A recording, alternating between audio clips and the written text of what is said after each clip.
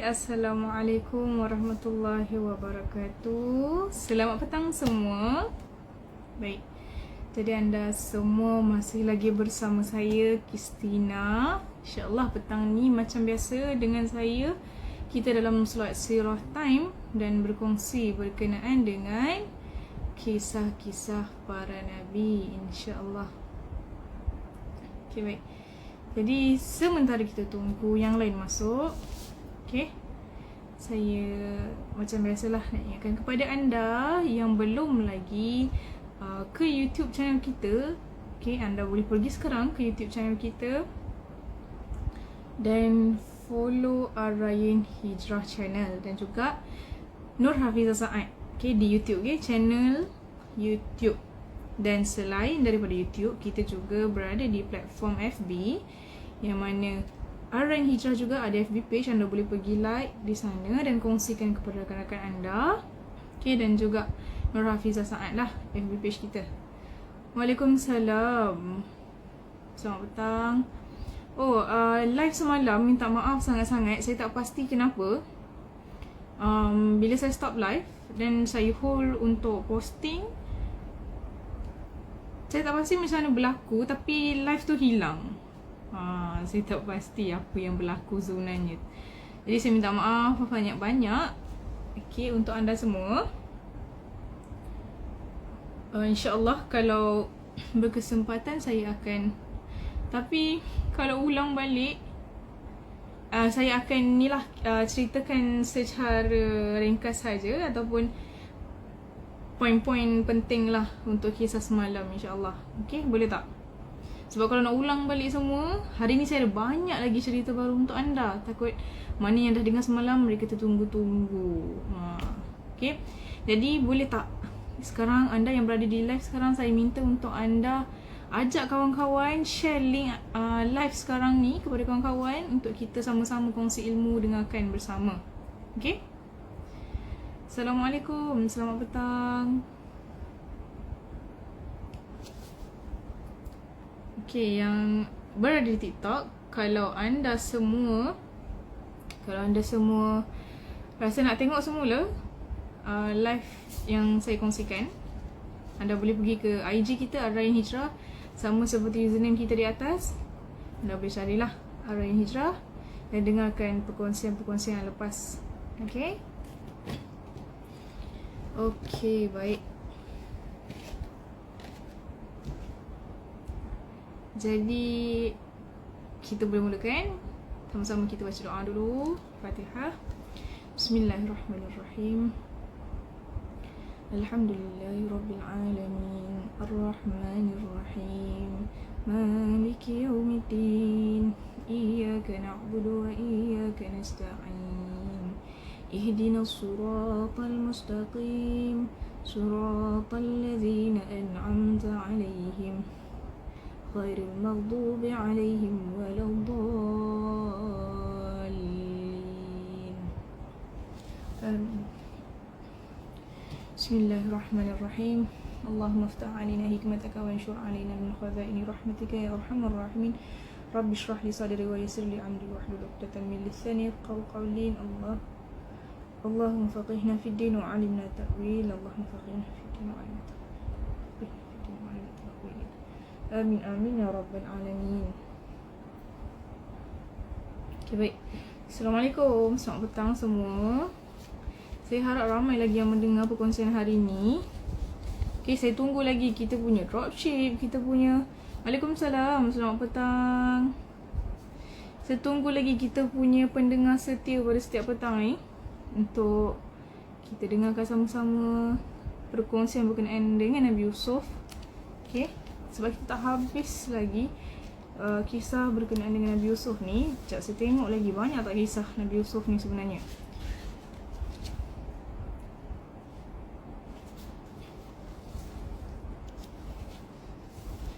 Kita baru ada 6 orang, jadi saya nak tunggu lagi, saya nak semua orang dengar perkongsian ni. Okay, bukan saja perkongsian hari ni tau, perkongsian yang lepas. Kalau anda berpeluang, anda ada masa nak tengok, anda boleh dengarkan semula. Kalau anda rasa macam penyampaian saya kurang, anda boleh cari topik berkenaan dengan kisah ni. Anda boleh dengarkan penyampaian daripada ustaz-ustazah yang lain. Mungkin mereka lebih menarik penyampaian mereka kan. Banyak lagi sebenarnya kisah berkenaan dengan Nabi Yusuf. Jadi hari ni saya nak ceritakan lagi sekali kesimpulan kisah yang telah saya kongsikan semalam. Jadi kita tengok sekejap semalam kita cerita di mana.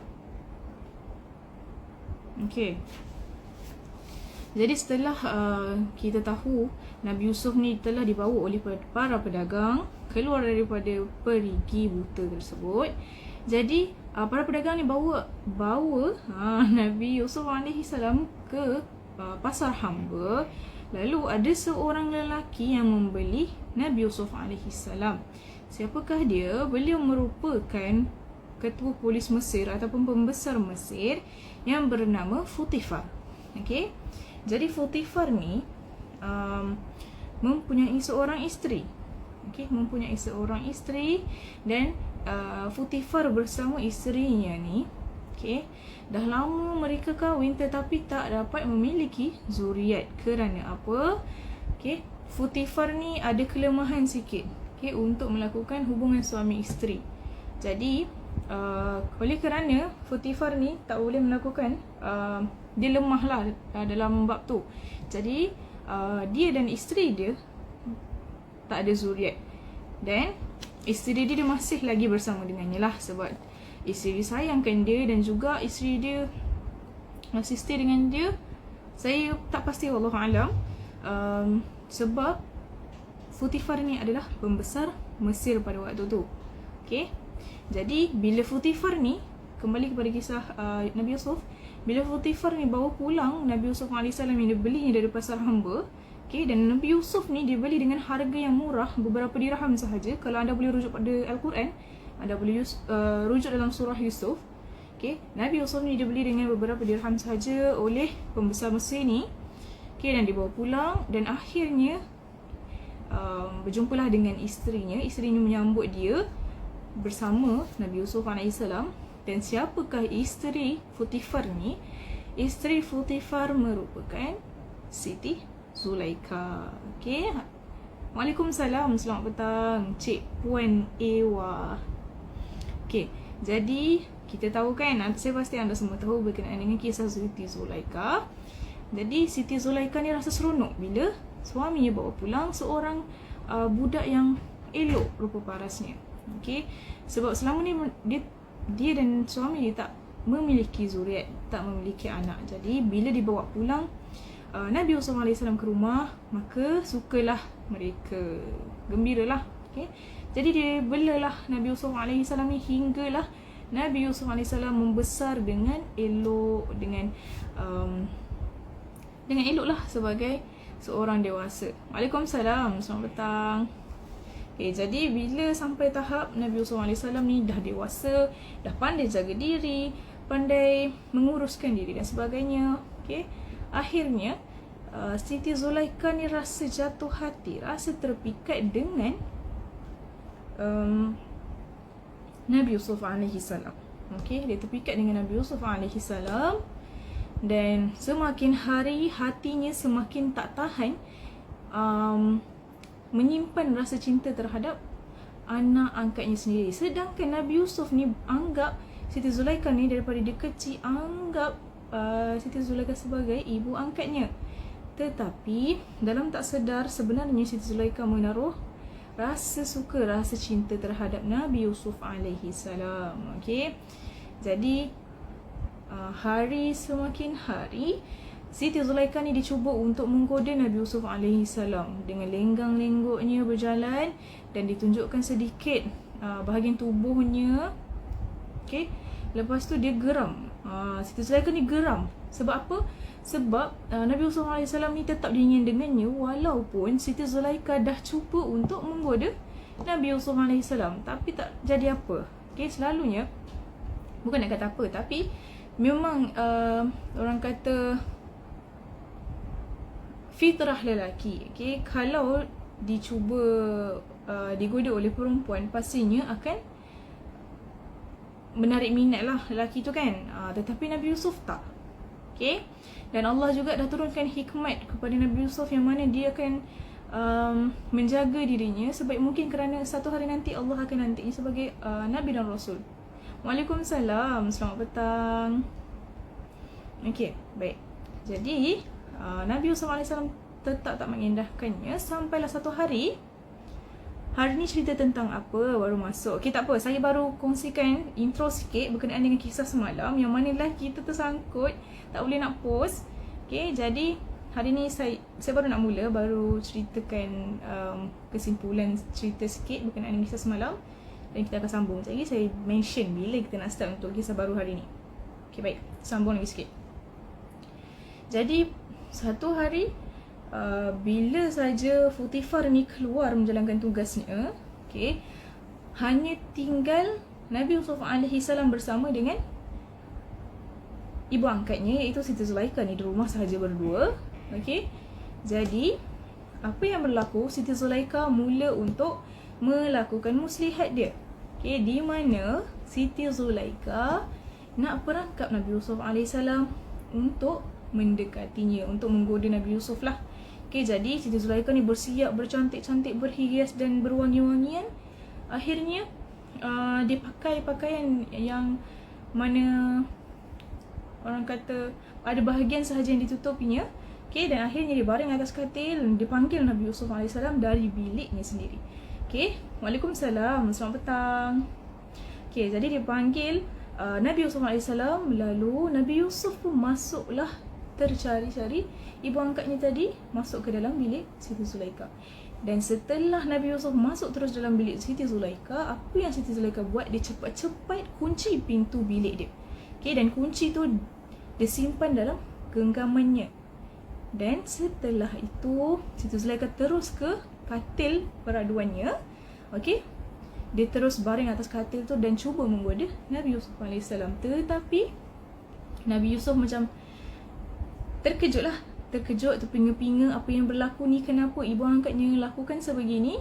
Okay, jadi nak dikatakan pada waktu tersebut Allah hadirkan tanda-tanda kuasa Allah kepada Nabi Yusuf AS yang mana ditunjukkan wajah, macam ada bayangan wajah ayah Nabi Yusuf AS di dinding kamar Siti Zulaikha. Maka Nabi Yusuf terkejut kerana melihat tanda-tanda tersebut. Dia lihat wajah ayahnya iaitu Nabi Yaqub AS. Okay, dia lihat wajah ayah dia, jadi dia tergamam. Yang mana wajah ayah dia masa tu melihat tajam kepada, merenung tajam padanya. Okay, jadi menyebabkan Nabi Yusuf AS pun terus beralih ke pintu.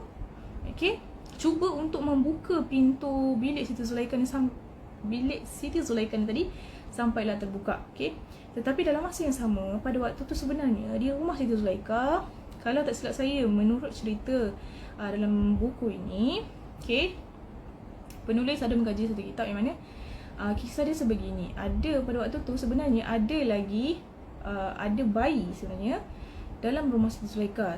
Tapi bukan bayi ataupun anak Siti Zulaikha lah, mungkin anak saudara ataupun tak pastilah, mungkin anak saudara lah. Okay, Siti Zulaikha. Jadi bayi, ada seorang bayi lah dalam rumah tu kan. Okay, waktu Nabi Yusuf AS nak buka pintu, dia cuba-cuba buka pintu, sampailah akhirnya pintu tu terbuka. Okay, tapi sebelum tu apa yang berlaku, Siti Zulaikha cuba menarik baju ataupun cuba nak menggoda Nabi Yusuf lagi. Okay, dia takutlah kalau Nabi Yusuf keluar dan beritahu orang ramai, pastinya dia malu. Jadi dia cuba lagi nak goda Nabi Yusuf. Dia tarik baju Nabi Yusuf, sampailah baju Nabi Yusuf pada bahagian belakang terkoyak. Okay, bila terkoyak, akhirnya pada waktu tu Nabi Yusuf masih lagi cuba untuk membuka pintu bilik. Okay, bila dia buka pintu bilik, akhirnya didapati Futifar berada di luar bilik tersebut dan dia tercegat di situ. Dia pelik apa yang berlaku sebenarnya ni. Okay, jadi Nabi Yusuf pun terkejut bersama. Okay, dan akhirnya Siti Zulaikha pun turut terkeluar daripada bilik tersebut, pintu bilik tersebut, dan terlihat suaminya. Lalu dalam fikiran dia, dia mulalah nak pusing cerita. Dia nak katakan bahawa Nabi Yusuf ni yang cuba menggodanya. Okay, tetapi Futifar ni dia tak melulu. Okay, dia tak melulu. Dia masih bingung, jadi dia tak tahu nak fikir apa. Lalu dengan pertolongan Allah SWT, bayi yang berada dalam rumah Siti Zulaikha ni tadi, tiba-tiba daripada bayi yang sebenarnya tak boleh bercakap, akhirnya bayi tersebut bercakap. Dia tak bagi tahu siapa yang salah, tapi dia bagi hint. Okey, dia bagi hint. Dia katakan lebih kurang macam ni lah. Kalau baju Nabi Yusuf AS terkoyak daripada hadapan, maknanya Siti Zulaikha benar. Tetapi kalau baju Nabi Yusuf AS terkoyak daripada belakang, maknanya kata-kata daripada Nabi Yusuf AS sendiri benar. Maksudnya nak dikatakan kalau baju Nabi Yusuf AS terkoyak daripada belakang, maka Siti Zulaikha lah yang berdusta, bercakap bohong. Okey? Maafkan saya. Okey, baik. Jadi macam itulah kisah dia. Dan apa yang berlaku setelah itu, Futifar pun marahlah kepada isterinya. Dia cakap bertaubatlah dan sebagainya. Dan kemudian dikatakan pula kepada Nabi Yusuf AS supaya jangan bagi tahu, jangan bagi tahu kepada orang luar berkenaan dengan kisah ini ataupun apa yang berlaku ni. Jangan bagi tahu. Okey? Saya pun Zulaikha. Hai, Assalamualaikum Zulaikha.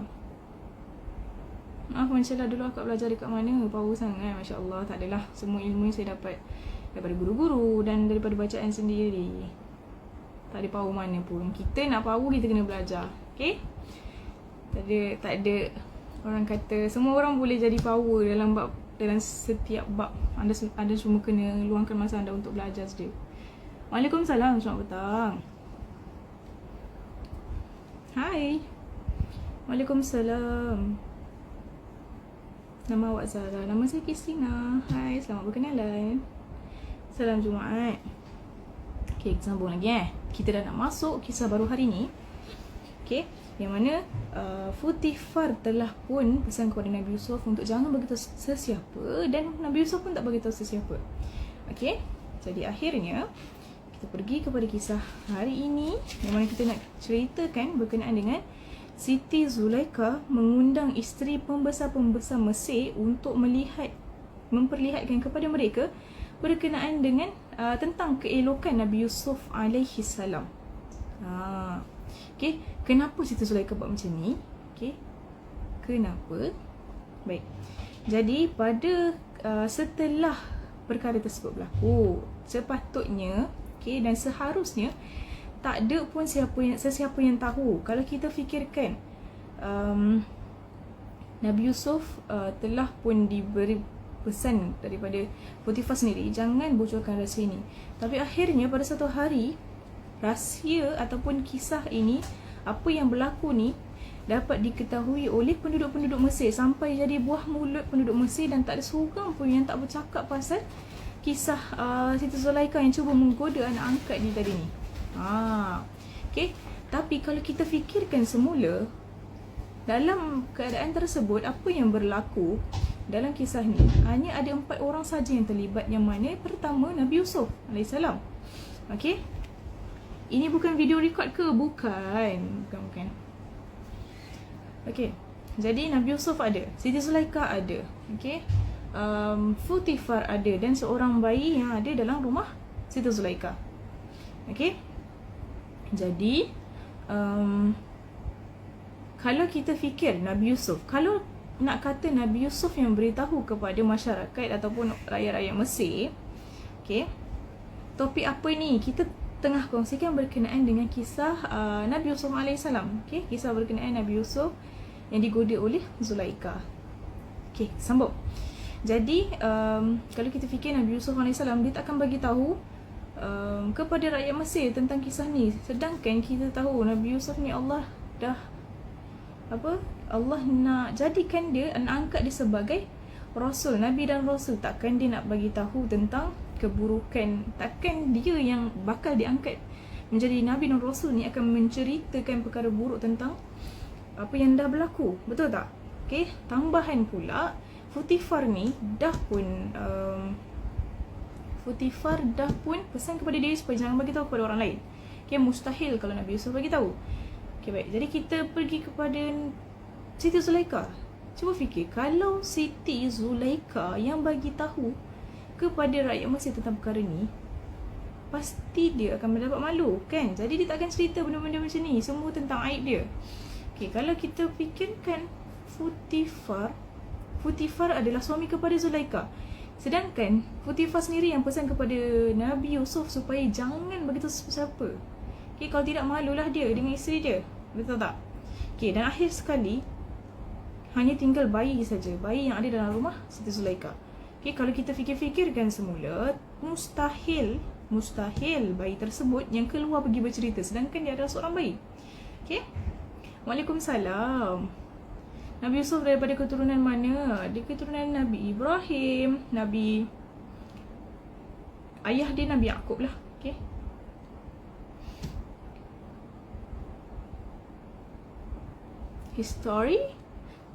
Historytologist Malaysia ni apa benda? Boleh kongsikan? Okay, kita sambung. Baik. Jadi, apa yang berlaku setelah hal ini terjadi? Ramai orang bercerita berkenaan Siti Zulaikha ni. Jadi benda tu menjadikan siapa? Siti Zulaikha ni berasa sangat-sangat malu. Dia rasa macam benda tu aib untuk dia. Jadi apa yang dia buat, okay, satu hari Siti Zulaikha ni dia nak kata bahawa Nabi Yusuf AS terlalu tampan dan elok, sebab tu menjadikan dia tergoda kepada Nabi Yusuf. Jadi dia nak buktikan kepada orang yang berkata-kata tentangnya tu, dia nak buktikan sebenarnya dia bukan saja nak menggoda anak angkatnya tu, tetapi sebab keelokan dan ketampanan Nabi Yusuf sendiri. Jadi apa yang dia buat? Dia ajak semua isteri pembesar-pembesar negeri Mesir untuk datang makan di rumahnya. Tetapi majlis makan tersebut, dia punya majlis makan tu sangat-sangat berbeza. Sangat-sangat berbeza. Dan apa yang dihidangkan oleh Siti Zulaikha kepada tetamunya adalah, ini yang saya katakan berbeza. Apa yang dihidangkan kepada tetamunya adalah buah dan pisau. Buah dan pisau. Jadi pada waktu tu ramailah pembesar-pembesar, isteri pembesar-pembesar Mesir datang. Jadi mereka pun dia berjumpa dengan Siti Zulaikha dan sebagainya, dan mereka pun masa waktu tu mereka masih lagi mengatakan ataupun bercerita berkenaan dengan apa yang telah berlaku terhadap Zulaikha dan anak angkatnya tu tadi. Okey. Baik.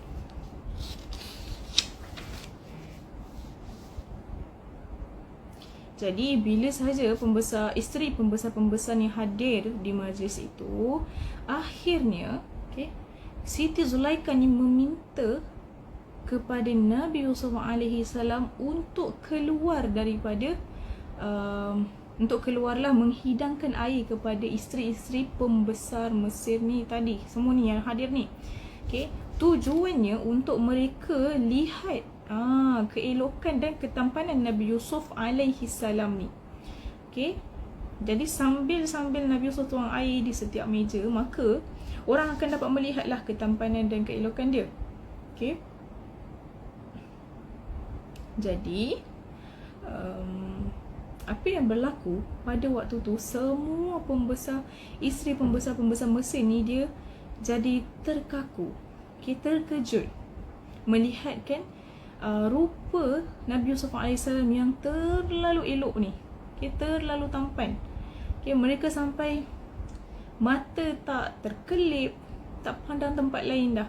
Dan buah yang mereka potong-potong tu, mereka nak potong buah ni, mereka lihat Nabi Yusuf sampaikan mereka terhiris tangan mereka sekali. Itulah poinnya, nak tunjukkan bahawa Nabi Yusuf AS ni begitu tampan, begitu orang kata kacak lah, sampai tahap orang potong buah pun sampai terhiris tangan sendiri. Sampai tak fokus ni, pandangan tak boleh ke lain dah. Terlalu tampannya Nabi Yusuf ni, sampai semua isteri pembesar tu tergoda. Waalaikumsalam. Selamat petang.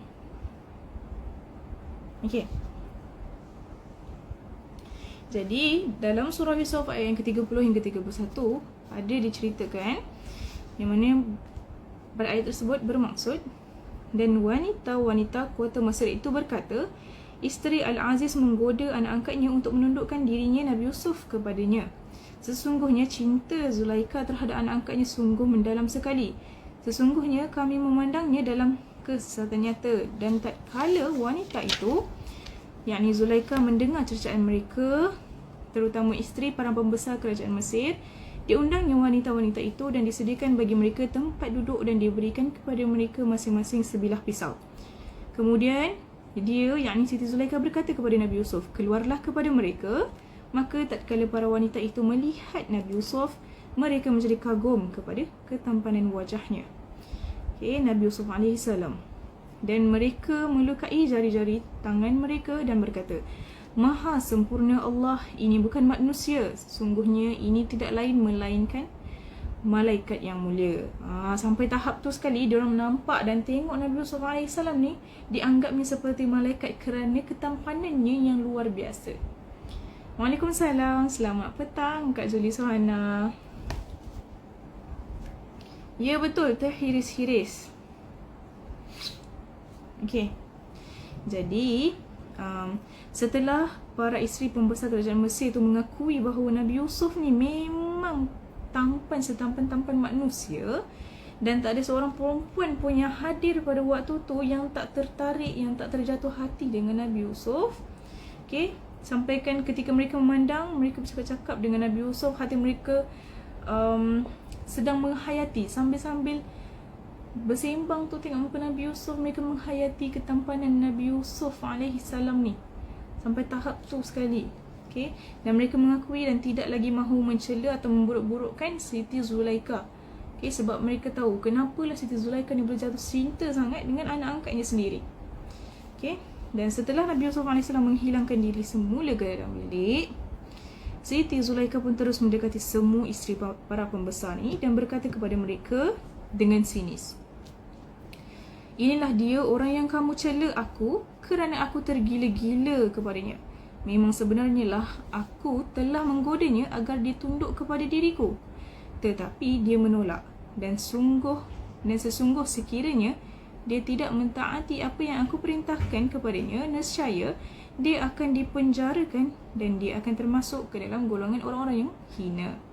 Okay? Jadi bila Nabi Yusuf masuk bilik, dikatakan macam tu di hadapan semua isteri pembesar. Okay?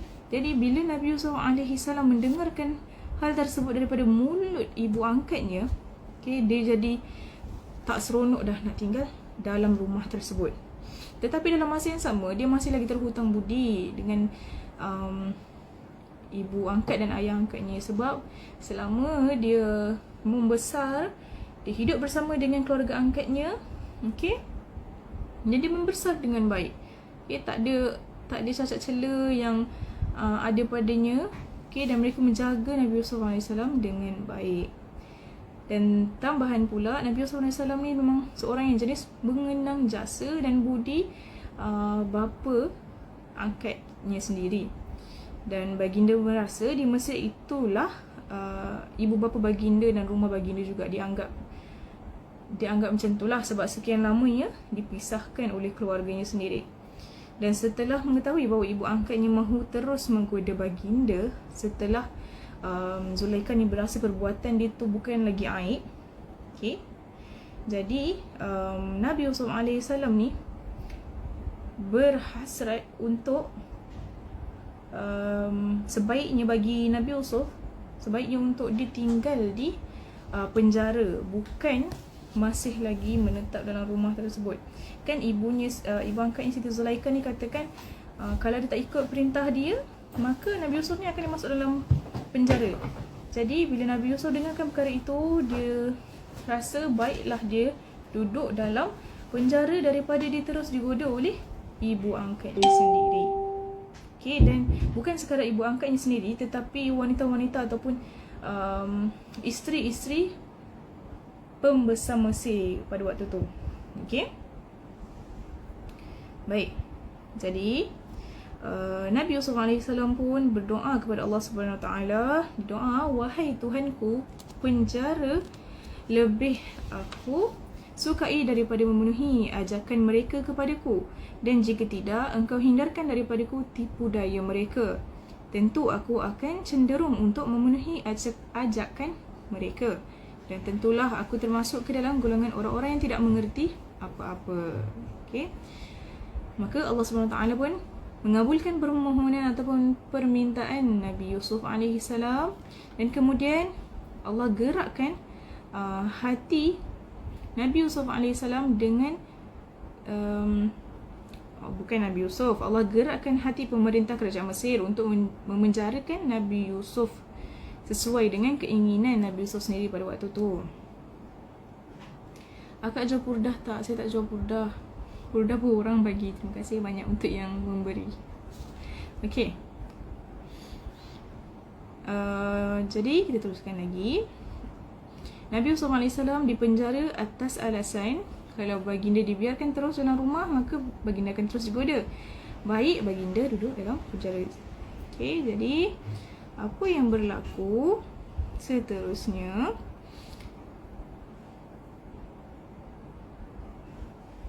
Okay, jadi pembesar Mesir ni pun dengan alasan dia juga memasukkan Nabi Yusuf ke dalam penjara agar isteri-isteri pembesar ni ataupun rumah tangga orang-orang Mesir ni tak terganggu gugat.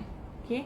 Sebab apa? Isteri-isteri ataupun wanita-wanita yang di Mesir ni dah mula mengetahui ataupun dah melihat wajah dan rupa Nabi Yusuf AS ni sendiri. Okay? Waalaikumsalam. Selamat petang. Okay.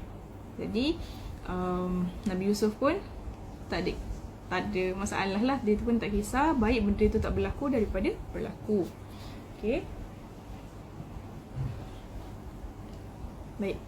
Dan Allah juga ada menceritakan kisah ni dalam ayat yang ke-32 hingga ke-35 surah Yusuf. Anda boleh rujuk sekarang. Okay. Ya, saya nak tanya apa tu. Nak mula macam mana? Mulakan dengan bismillah. Okay. Jadi kita pergi kepada kisah yang seterusnya, yang mana tadi kita tahu Nabi Yusuf AS masuk ke dalam penjara. Okay. Bila dia masuk dalam penjara tu, masa tu, Waalaikumsalam, selamat petang Tuan. Okay. Jadi Nabi Yusuf bila dah masuk awal-awal dalam penjara pada waktu tu, mulanya tak ada orang. Tetapi akhirnya dalam dua malam macam tu, ada 2 orang pemuda masuk dalam penjara. Okay, jadi kedua-dua orang pemuda ni dia datang daripada istana raja, yang mana mereka berdua serve makanan dan minuman untuk raja. Okay. Dan mereka masuk kerana raja tersebut dia macam mana? Okay. Dituduh. Pelayan tersebut dituduh cuba membunuh raja sebab didapati dalam makanan tersebut ada racun. Bukan makanan, tak pasti makanan atau minuman. Okay, dalam kisah ni diceritakan ada racun. Jadi mereka berdua ni dituduh untuk membunuh raja, dan sebenarnya tak dipastikan lagi siapakah yang bersalah. Cuma mereka berdua dimasukkan dalam penjara sepanjang kes tu disiasat lah. Okay, sementara nak dapat bukti. Baik, jadi adalah kawan Nabi Yusuf AS dalam penjara tu kan. Baik, jadi Nabi Yusuf pun dapat 2 orang sahabat dalam penjara. Maka baginda melihat dah ada peluang untuk baginda mendakwah kepada mereka berdua. Baik, jadi saya nak ceritakan dekat sini. Sebenarnya sebelum ni saya katakan pada dalam masa baginda berada dalam perigi buta, okay, masa baginda berada dalam perigi buta,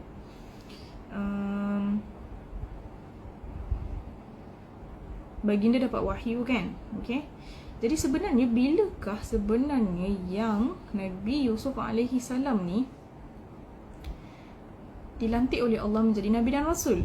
Okay, kita bayangkan kalau Nabi Yusuf dilantik menjadi Nabi dan Rasul pada waktu baginda dalam perigi tu, mustahil. Sebab sepanjang lepas saja daripada peristiwa tersebut, baginda tinggal bersama dengan Siti Zulaikha dan Potifar kan.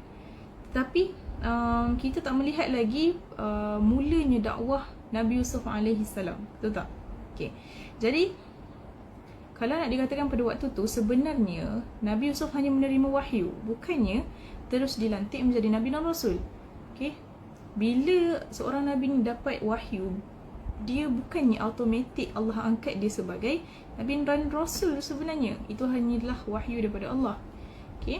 Tapi dalam kisah ni sebenarnya kita nak tunjuk bahawa mungkin pada kisah Nabi Yusuf AS cuba nak mendakwah dua orang sahabat ni, dua orang pemuda ni. Pada waktu itulah Allah melantik Nabi Yusuf AS untuk menjadi Nabi dan Rasul. Okay. Misal kata seseorang pernah minum kan, dosanya seperti 40 tahun amalan tak diterima. Habis kalau kita bertaubat. Okay. Saya pernah dengar daripada seorang ustaz. Saya kurang... Waalaikumsalam, selamat petang. Okay, saya tak pasti ataupun kurang pasti berkenaan dengan ni, tapi saya dengarkan bahawa amalan kita tak... Macam mana nak cakap Saya kurang sikit dalam berkata-kata ni. Misal kata seseorang pernah minum kan, dosanya seperti 40 tahun amalan tak diterima. Tak betul sebenarnya. Okay, kita bertaubat-bertaubatlah. Okay. Dan kalau tak silap saya lah, ustaz tersebut katakan tak ada pun hadis yang kata kalau kita contohlah minum arak kan, okay, 40 hari amalan tak diterima. So maksudnya kita tak payah solat lah, tak payahlah buat ibadah kan. Tak betul sebenarnya. Okay.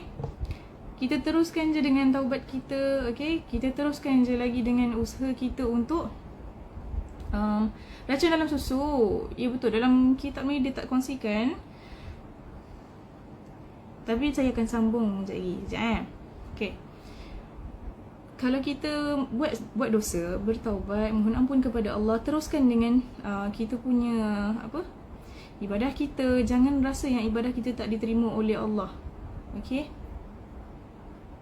Dosa, nak kata dosa terus terhapus, saya tak pasti. Itu kerja Allah. Okay. Cuma kita sebagai 40 hari tetap kena solat. Betul. Okay. Kita sebagai manusia ni memang kita buat salah. Kalau dah buat salah, bertaubat, tak semestinya 40 hari kita tak terima amalan dan sebagainya. 40 tahun tak terima amalan, siapa yang kata?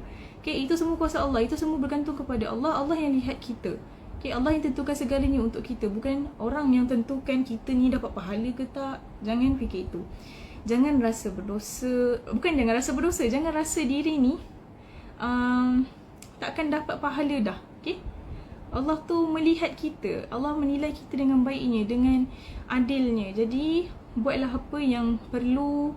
Okay, rujuk dengan ustazah ataupun ustazah lah kan, untuk puteri. Okay, rujuk dengan ustazah macam mana saya nak ubah diri saya dan sebagainya.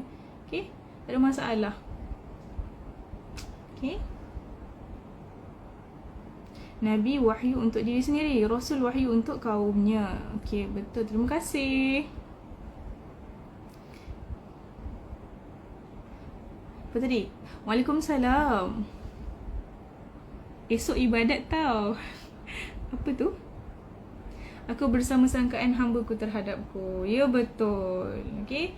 Kita pun dalam masa yang sama kena bersangka baik dengan Allah. Kita jangan rasa yang Allah ni tak pandang kita. Jangan rasa yang Allah ni tak akan terima dah kita punya amalan. Teruskan. Allah akan nampak. Okay, ikhlaskan hati, istiqamah selalu. Okay, cuba. Saya pun kena perbaiki diri selalu. Anda semua, setiap hari kita ni sebenarnya kena perbaiki diri. Kena, kalau boleh, bukan nak kata, kalau anda rajin kan, malam-malam bangun solat, jumpa Allah, minta maaf kepada Allah. Walaupun dosa kita ni kecil, tapi kita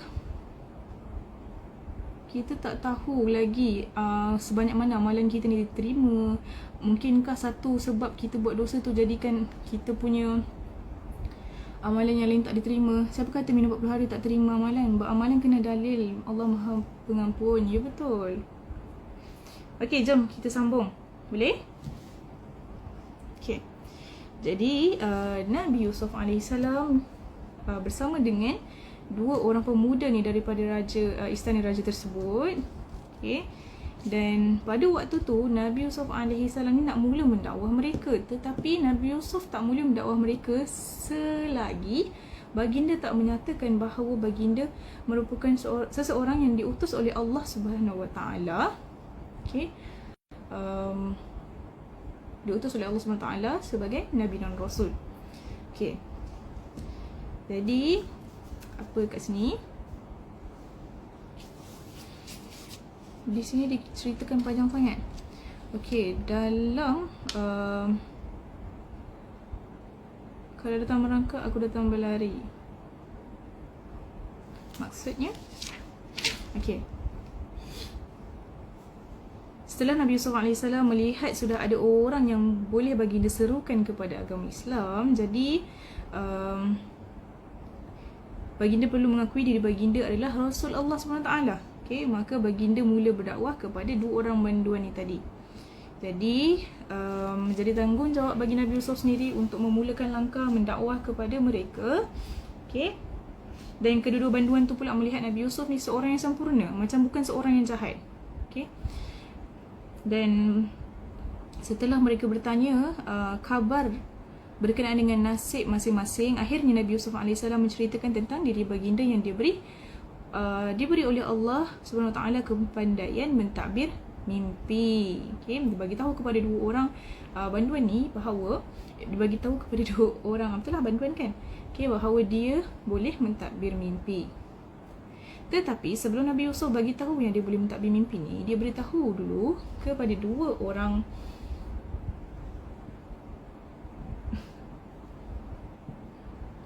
maafkan saya.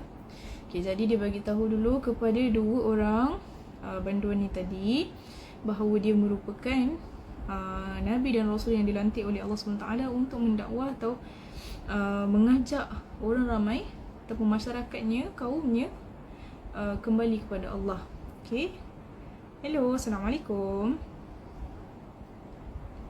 Okay, jadi Nabi Yusuf pun berkatalah kepada mereka, wahai sahabat, sesungguhnya Ini bukan, minta maaf. Okay. Okay.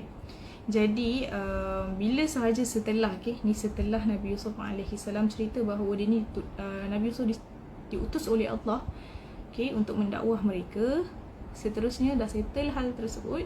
Jadi salah seorang daripada mereka yang itu Saqi, bernama Saqi ni, dia terus mencelah, dikatakan, wahai sahabat, sesungguhnya semalam saya telah bermimpi saya sedang memerah anggur. Tolonglah saudara takbirkan mimpi saya itu. Okay. Jadi sebelum Nabi Yusuf AS sempat mentadbir mimpi Saqi ni tadi, maka seorang lagi mencelah. Dikatakan, wahai sahabat, semalam saya juga ada bermimpi. Di dalam mimpi saya itu, saya lihat saya menjunjung roti di atas kepala saya. Tiba-tiba ada burung lalu memagut roti itu.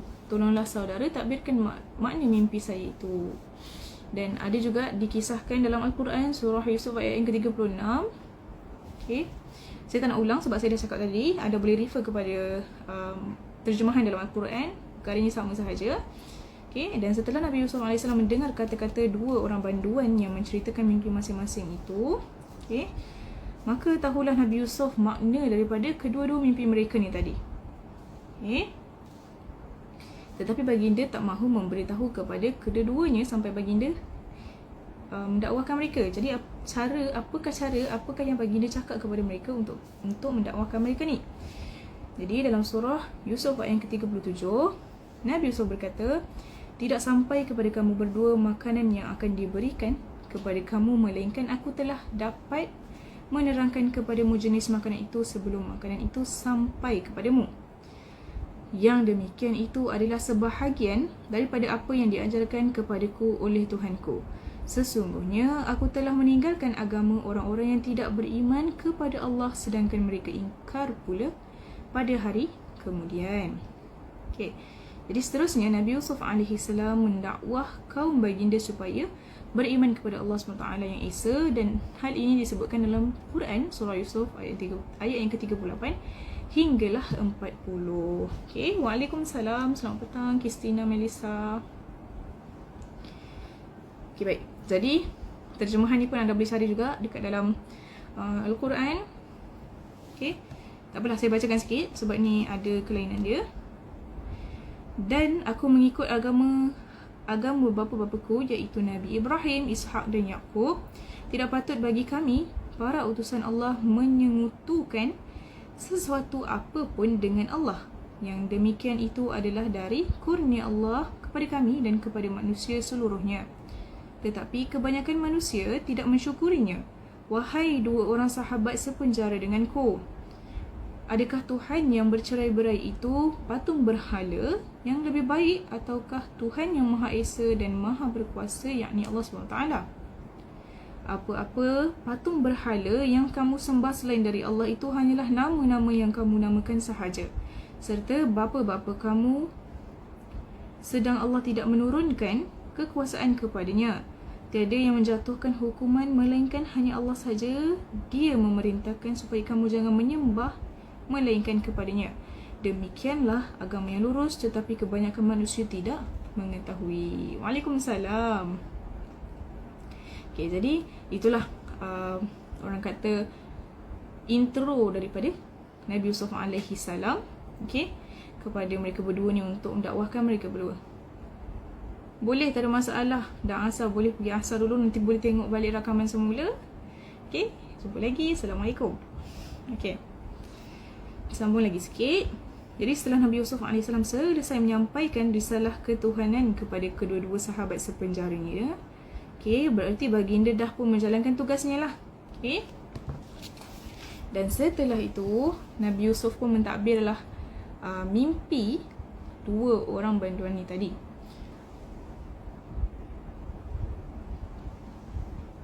Okay,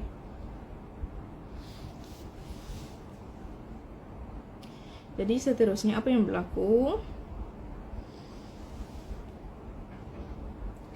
Nabi Yusuf AS mendakwah dua orang sahabat baginda itu sebelum baginda mentadbir mimpi mereka berdua. Dan kata Nabi Yusuf AS dalam ayat yang seterusnya, ayat yang ke-41, baginda berkata, wahai dua orang sahabat sepenjara denganku, salah seorang, yakni pelayan minuman raja, daripada kamu akan keluar daripada penjara ini, dan dia akan mendapat pekerjaannya semula sebagai pelayan minuman. Tetapi seorang lagi, yakni pelayan makanan raja, bakal dibunuh dengan disalib, lalu kepalanya dimakan burung. Telah diputuskan perkara, yakni jawapan ini, yang kamu berdua tanyakan kepada saya. Okay, dan diriwayatkan setelah pemuda ini atau banduan ini, banduan petugas melayani makanan raja mendengar takbir daripada Nabi Yusuf AS ni bahawa dia akan menerima hukuman mati. Okey, maka dia pun jadi sangat takut. Tiba-tiba dia katakan bahawa sebenarnya dia tak mimpikan pun perkara tersebut. Dia hanya katakan sahaja untuk suka-suka. Okey, dia dah mula jadi takut dan dia katakan begitu. Okay, dan apa yang Nabi Yusuf jawab? Nabi Yusuf katakan, kejadian tetap akan terjadi sebagaimana yang telah baginda takbirkan, biarpun kamu sebenarnya tak pernah bermimpi pun perkara tersebut. Itulah sebenarnya Al-Quran menyatakan telah diputuskan perkara, yakni jawapan yang kamu berdua tanyakan kepada saya, pada penghujung ayat ke-41 surah Yusuf. Okay, boleh rujuk semula. Jadi sebelum kedua-dua pelayan Raja Mesir itu dibawa keluar oleh pengawal penjara untuk menerima hukuman dan diambil bekerja semula, Nabi Yusuf AS berbisik kepada pelayan Raja Mesir yang bertugas sebagai pelayan minuman raja, yang bernama Saqi, yang diketahuinya akan selamatlah, okay, setelah ditabirkan mimpinya tadi. Okay, jadi dalam surah Yusuf ayat yang ke-42 yang bermaksud, kemudian Yusuf berpesan kepada orang yang diketahuinya selamat daripada bahaya, yakni hukuman mati, beritahulah hal saya kepada raja engkau, semoga saya dilepaskan. Waalaikumsalam.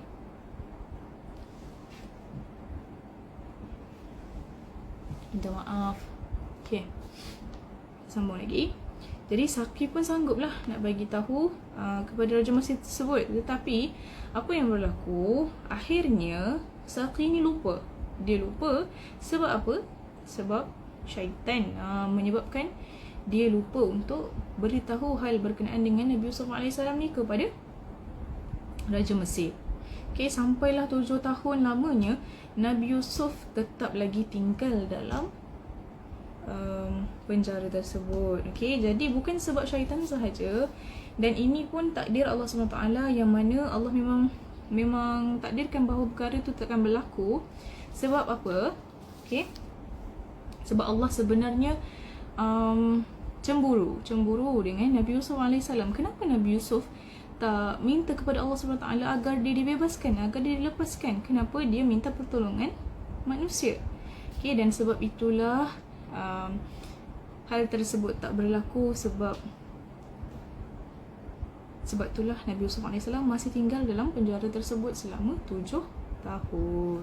Okay, dan sebenarnya mengikut riwayat ahli tafsir, Allah marah kepada Nabi Yusuf kerana membuat pesanan kepada sahabatnya yang keluar penjara itu. Ini yang saya kongsikan tadi.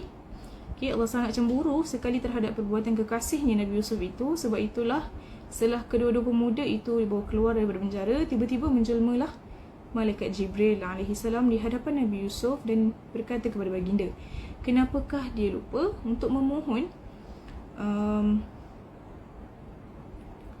pertolongan Allah lah. Jadi mendengar tempelakan Malaikat Jibril pada ketika itu, Nabi Yusuf AS pun pingsan. Begitulah kisahnya tentang Nabi Yusuf hari ini, yang mana Nabi Yusuf kita tahu cerita dia hari ini berkenaan dengan ibu angkat baginda, nak memperkenalkan baginda dengan isteri-isteri pembesar-pembesar Mesir. Dan seterusnya sewaktu baginda mendakwahkan kedua orang pemuda daripada pelayan istana Raja Mesir. Jadi alhamdulillah, lega saya hari ini dapat berkongsi dengan anda, dan saya harap jika ada salah dan silap ataupun ada teguran, mohon tegur. Dan kita buat kesimpulan sikit, boleh? Kita ambil poin-poin penting. Jadi kisah hari ini yang saya kongsikan, apakah dia? Kita tahu Siti Zulaikha, kisah berkenaan dengan Siti Zulaikha dan Nabi Yusuf AS telah pun tersebar dalam kalangan masyarakat Mesir pada ketika itu.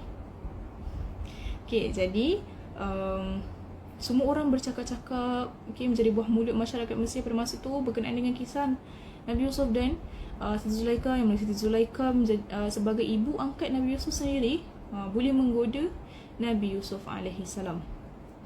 Jadi disebabkan Siti Zulaikha ni tak nak sebab benda tu mengaibkan dia, jadi dia rasa malu. Jadi dia nak tunjukkan kepada isteri-isteri para pembesar Mesir pada waktu tu. Dia ajak mereka datang ke majlis makan, dihidangkan mereka buah dan pisau. Jadi setelah tu Nabi Yusuf AS dipanggil keluar daripada bilik, dan Siti Zulaikha mengarahkan Nabi Yusuf AS untuk menuangkan atau menghidangkan minuman kepada semua isteri pembesar-pembesar Mesir pada ketika itu, untuk melihatkan kepada mereka semua ketampanan dan kekacakan Nabi Yusuf AS. Jadi mereka semua pun terpegun tengok keindahan wajah Nabi Yusuf. Jadi mereka pun percayalah bahawa patutlah kenapa mak angkat baginda sendiri mampu untuk tak sampai tahap nak menggoda baginda. Alhamdulillah, terima kasih. Jadi bila mereka tahu saja yang Nabi Yusuf ni seorang yang sangat kacak, sampai diorang ni menghayatilah keindahan wajah Nabi Yusuf ni, sampai menghayati ni, dan diorang semua tahu, masyarakat Mesir yang wanita-wanita dah tahu dah macam mana keindahan rupa Nabi Yusuf AS. Maka Nabi Yusuf pun nak mengelak daripada perkara itu berlaku, dan mengelak lagi ibu angkat baginda terus menggodanya. Maka baginda doa kepada Allah SWT untuk dirinya dipenjarakan. Lebih baik dia dipenjarakan daripada dia terus digoda dan mengganggu gugat rumah tangga masyarakat Mesir pada ketika itu. Okey. Maafkan saya. Okey, baik. Jadi setelah apa yang berlaku, dia masuk ke dalam penjara. Kemudian dalam 2 malam setelah itu, masuklah pula 2 orang banduan yang mana mereka ni daripada istana Raja Mesir. Okay, seorang pelayan minuman, seorang pelayan makanan, dan seorang bernama Saqi, pelayan minuman. Baik. Jadi mereka ni bertemu dengan Nabi Yusuf AS. Jadi Nabi Yusuf pada ketika itu pun nak mula untuk mendakwah mereka. Okey. Jadi pada hari yang pertama tu mereka tak didakwahkan, tak mula lagi lah. Nabi Yusuf AS tak mulakan dakwahnya kepada mereka sebab mereka pun penat. Jadi dibiarkan mereka berdua ni rehat, dan esoknya ditanyakan khabar berkenaan dengan nasib mereka. Jadi mereka ceritakanlah nasib mereka, apa yang berlaku dan sebagainya, yang mana Raja Mesir, mereka dituduh untuk membunuh Raja Mesir. Okay, jadi sebab mereka ni pelayan makanan. Jadi apa yang Raja Mesir makan ketika itu menyebabkan dia diracun. Okay, baik. Jadi mereka pun beritahulah kisah mereka tu. Okay, dan sementara dicari siapakah pesalahnya, mereka disumbatkan dalam penjara. Jadi Nabi Yusuf AS pun dia nak mendakwah, dan dalam masa yang sama dia bagi tahu kepada mereka berdua ni bahawa dia boleh mentadbir mimpi. Okey. Jadi sebelum Nabi Yusuf AS tadbirkan mimpi mereka, Nabi Yusuf menceritakan ataupun buat intro lah, bagi tahu dulu siapakah baginda, yang mana baginda diutuskan oleh Allah untuk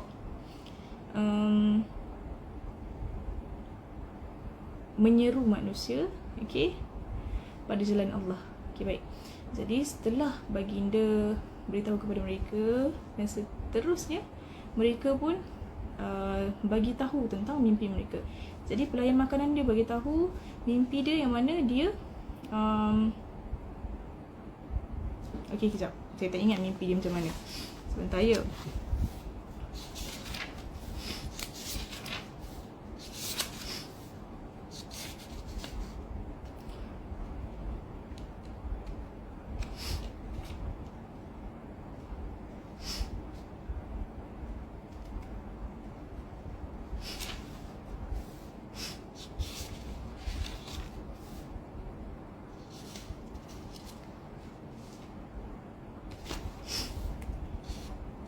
Allah, ini kisah mana? Ya Allah, patutlah.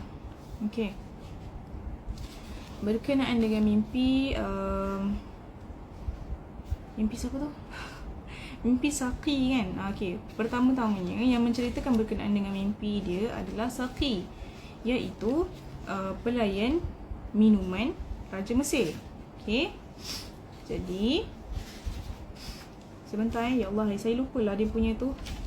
Sama-sama Kak Masita, dan nak gerak ke tu?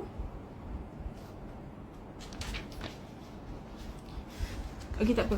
Saya takut lambat. Okey, macam ni. Jadi yang Saqi ni pelayan makanan Raja Mesir, dia ceritakan dalam mimpi dia.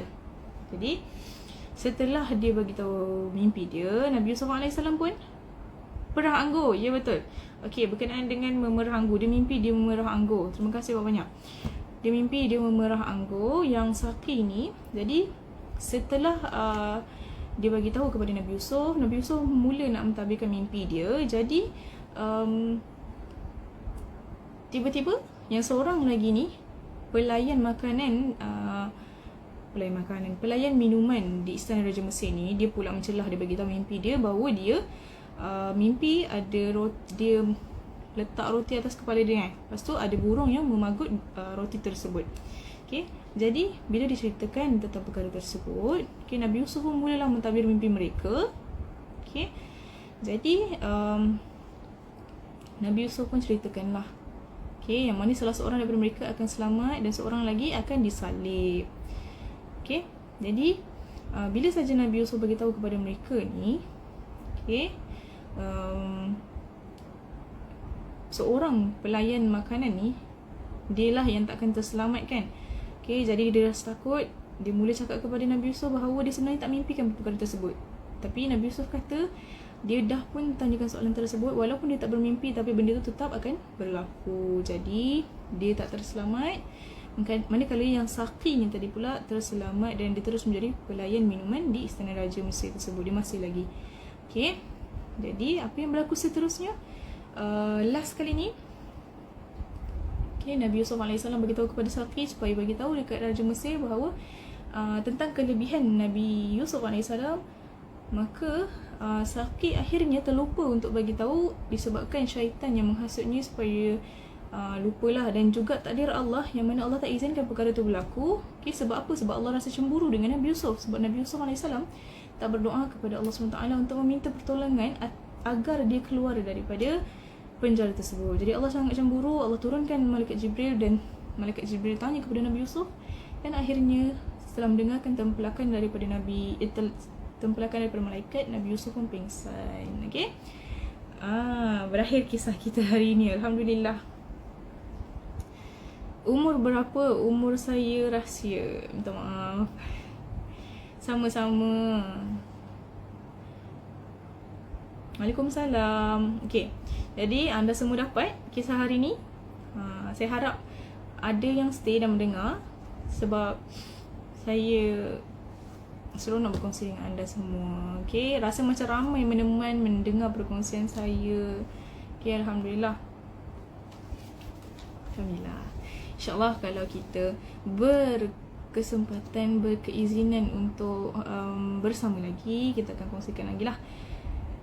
InsyaAllah dah pukul 5 Sebelum ni kita habiskan dalam setengah jam je.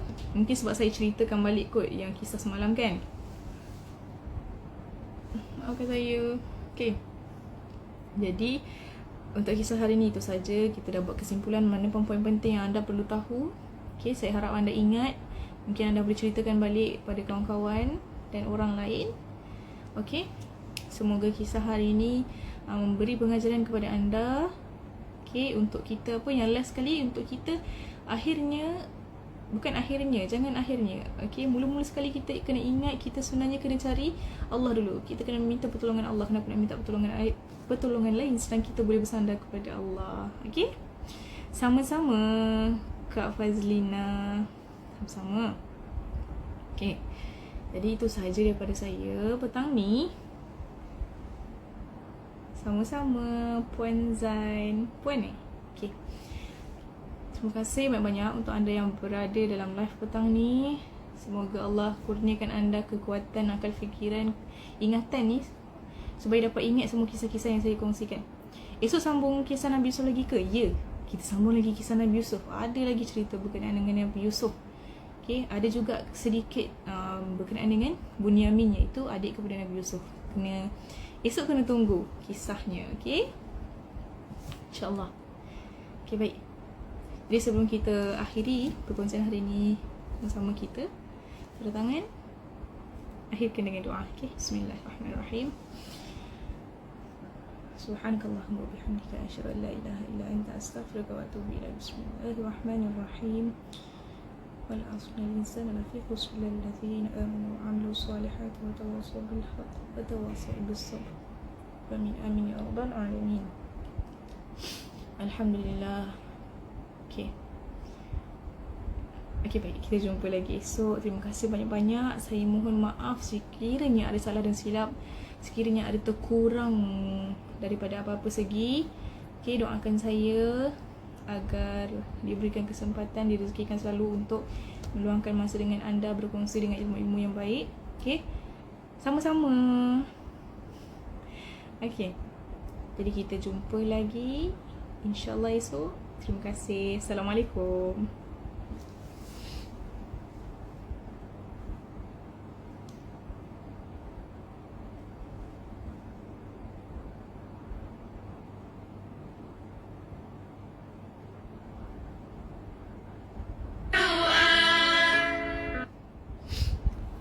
Sorry.